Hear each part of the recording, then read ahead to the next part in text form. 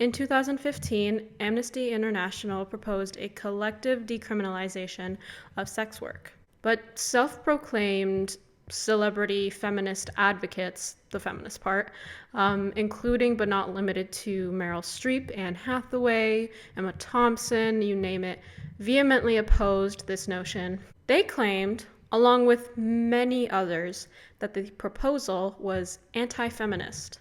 Okay, so if you didn't guess before, this video is about the phenomena of sex work exclusionary radical feminists, otherwise known as SWERFs. Just like the TERF video that I made recently, I am going to be getting into the main SWERF arguments and the opposing arguments as well.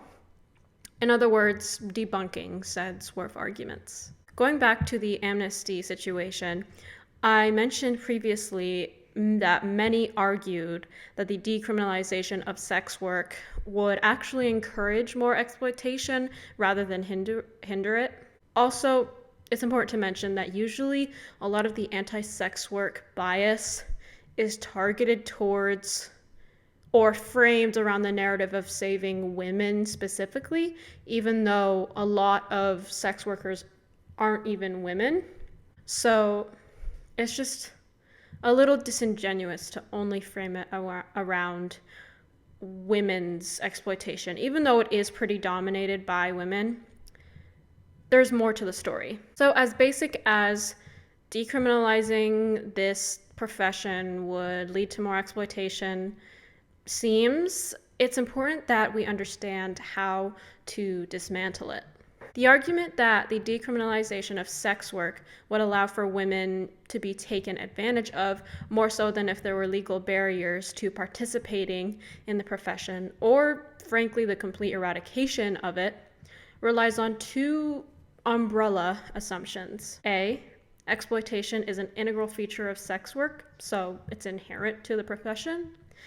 And B, eradicating it would fix this. For A, the tricky thing is that yes, sex work has been plagued with abuse and exploitation, like most professions, but it seems to be most readily apparent in the sex work industry. However, what we need to understand is that a huge factor of abuse being so prominent in this industry is the broader culture's stigmatization of it. The fact that it is so taboo and hush-hush to be a sex worker makes it much easier for unethical behavior to be swept under the rug and continue to happen. Anti-sex work policies or anti-demand policies, or end-demand policies is what I mean, can and have had actually exacerbated harm being done to sex workers, despite the supposed intent to reduce that. Dr. Lynzi Armstrong from the Victoria University of Wellington states, quote, "Laws which prohibit brothel keeping, for instance, force sex workers to work in isolation if they wish to work legally, which renders them more vulnerable to being targeted with violence. The alternative is breaking the law and working with others, risking a criminal conviction. Both situations carry serious risks of harm, are detrimental to mental well-being, and do not afford sex workers control over their environment."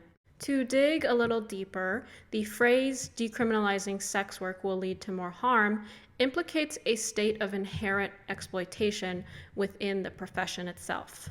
They claim that it is not possible to sell sex consensually in any circumstances, since by selling sex, according to SWERFs and anti-sex work advocates, you are giving your freedom up in a way. Now, I can actually understand to a degree why someone's first inclination may be this or similar to this belief. However, as the saying goes, your first thought isn't really your fault or responsibility.